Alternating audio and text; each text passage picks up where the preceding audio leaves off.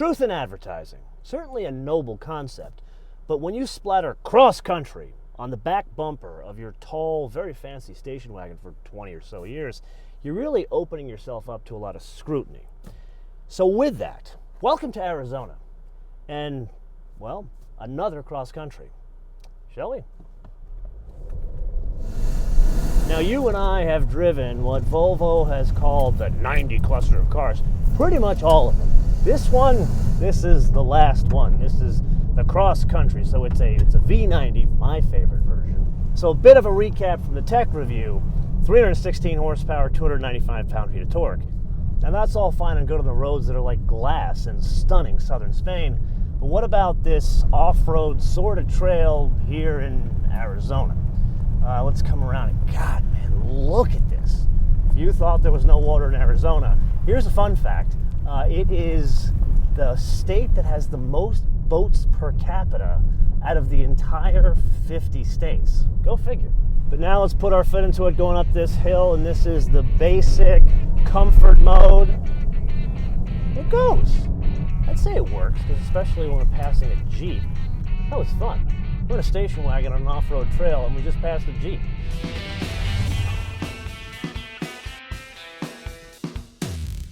So a bit of a conundrum. If you were to speak to the folks at Volvo, they will tell you that is the direct descendant of the V70 Cross Country, not the 90, even though that's a bigger platform.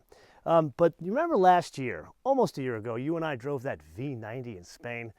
Santa Maria Madre de Dios, probably my favorite Volvo at this point. Well, it turns out if you were to turn up at a Volvo dealer nowadays, you would see a lot of those, because they're thinking that's going to be the volume car, because everybody wants to be like rugged and off-road nowadays. But if you're like me, well, you'd have to order a V90, because the plan is not to stock them. Do you like that idea? Because I'm a little confused.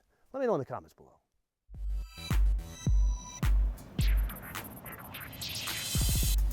But now we have a bit of a straight and a river bottom here, so let's cross the river bottom. This is what rivers normally look like in Arizona. Although, take a look out there. I've never seen the desert so lush in my life, and I lived here for a long time. Anyway, now it's starting to look pretty crazy here. Granted, not like a huge off-road rock crawling trail, but not something you can normally take a $55,000 car. Okay, now let's put our foot into it on much less than perfect trails here. And the power isn't compromised, even when the road is compromised. That's effectively what we need to understand and unpack in the difference from a V90 to the pulling power in a cross country. And I have to say, this is a hell of a lot of fun, especially when I'm not paying for the car. So do you remember in the world premiere episode we did from Vail, Colorado of this car, we discussed that there would not be a T8 on offer, at least as of yet. If you speak to my friend Stefan, who is the man who runs this product globally for Volvo, he says it's under consideration. But in the US, it goes a bit deeper than that. This is only on offer as a T6, which means the turbo and supercharged 316 horsepower. But really, it's more about content. So you know how in the S90 and the V90 we talked about there's a Momentum, the base model, the R with the very cool wheels, and then the Inscription, which is the fancy model. Well, it turns out there's only a cross country, which means it kind of comes one way, which includes things like the Thor's hammer, which was optional previously on the XC90 when you got the lighting package. But now, going forward, at least for next year, it'll be standard on all of these 90 cluster cars. Then that pilot assist. Remember we drove, or really the car drove itself in Spain? Make sure to check out that episode. And last but not least, someone's been listening to me. Obviously, Stefan has been the one listening to me. The panoramic sunroof is fitted as standard.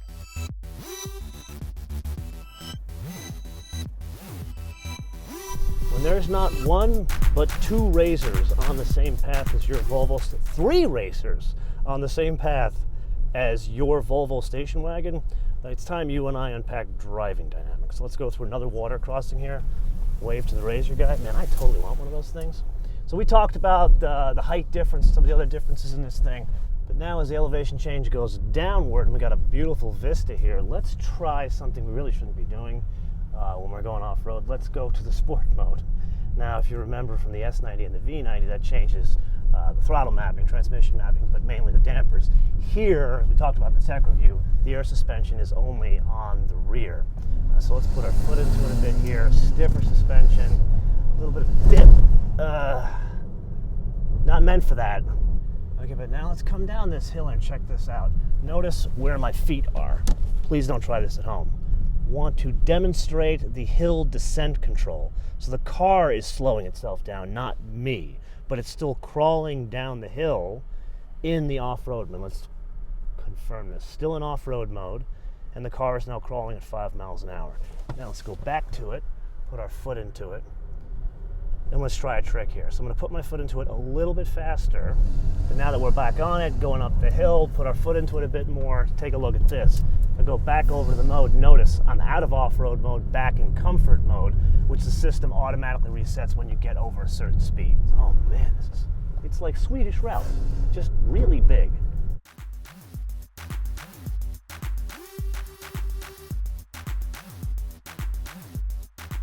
Throughout this episode, you and I have been driving this fancy brown one here on roads not quite as flashy as this, but to get that car to where we've been shooting, we had to drive it on surface streets here in Phoenix as well as interstates.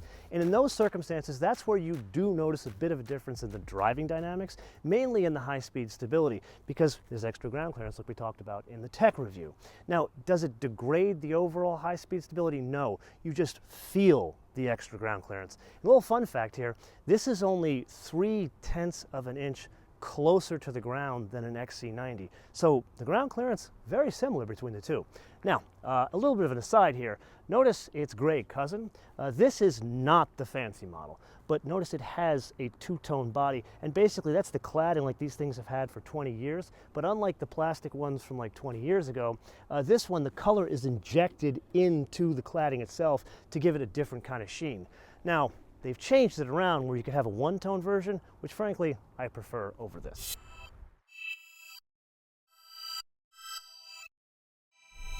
Okay, so as the road, well, maybe not treacherous, but gets a little bit more interesting, and the scenery, oh my God, completely stunning. Couple of notes here. First, there's that ride height, and we talked about it in the tech review, but in practice, a couple of things change here. You're still in a station wagon. You feel like you're in a station wagon, but not only is it higher, yeah, you definitely feel like it's higher than a wagon, not so much what the XC is, but being the way this thing, the V90 is set up, it's almost like you're sitting low slung in a sports car. I like this definitely over the XC90, in part because of the seating position. And then number two, as we go through another water crossing here, so a little bit behind the scenes, you guys don't know this. We drove literally yesterday a Polestar on the track. You're probably going to see this episode before that. So we drove the 60 series car, which is an older platform. The difference from driving that to the very next day getting into this is like going from the Wright brothers to the Starship Enterprise. What we have here is a very graphic difference between theory and reality. You and I both know everyone that is carting rugrats to fancy private schools, they want something that looks like that. But the reality is, this is what you need because it drives well. It drives better than that because it has a lower center of gravity, but it still goes everywhere where that thing goes. And frankly, in my eyes, this looks significantly better. Now, I am horrifically biased because I do like pig fair cars or station wagons, whatever we call these things. And I'll say this, the V90, that's the one that I would choose. But I can totally see why more people would want this and why Volvo thinks they're going to sell more of these, because it can go more places. So at the end of the day, does the transition by putting this thing on stilts and putting body cladding on the side of it, does it disturb the driving dynamics or any of the things that you and I have done with cars today? No. But I am going to turn this around to you and leave you with a question, because I am horrifically biased, that I would say I'd want the V90 over this, specifically the R design with the fancy wheels. And my question is this. This is on offer for about just under $56,000. Then the V90 starts at just under $50,000. Equipped very similar to this is probably about $2,000 to $3,000 cheaper. So, given the choice, the fancy cross country that sits on stilts, or a V90, preferably with the R design wheels and the cool blue, which one would you choose? But most importantly, Why would you choose it? And also let me know what you'd be doing with that vehicle. And actually, if you own one, let me know too. Let me know in the comments below or via our social media, MotoManTV all one word, MotoManTV all one word, Facebook, Twitter, and Instagram. And with that, I want to leave you with two things. Number one, make sure you download our fancy updated application, which you can get for free at Apple iTunes or Google Play. And oh, by the way, maybe you should hit subscribe and click on notifications on YouTube. And number two, a fun fact. So you know how back in your university days, you used to give yourself motivation or goals to get you through what you thought were the tough times? Well, for me, I did a couple of things. One of them was coming to the fancy side of town in Phoenix, also known here as Paradise Valley, specifically between Camelback Mountain and Mummy Mountain. And for me, I only picked this one street. And back then, there were a lot of lots available. And for me, this was it. And I said to myself, one of these days, I'm going to get me a house there. Well, here I am. Apparently someone beat me to it. But the good news is the lot next door is available. The only catch, I seem to prefer the ocean now. So till I see you next time, bis später.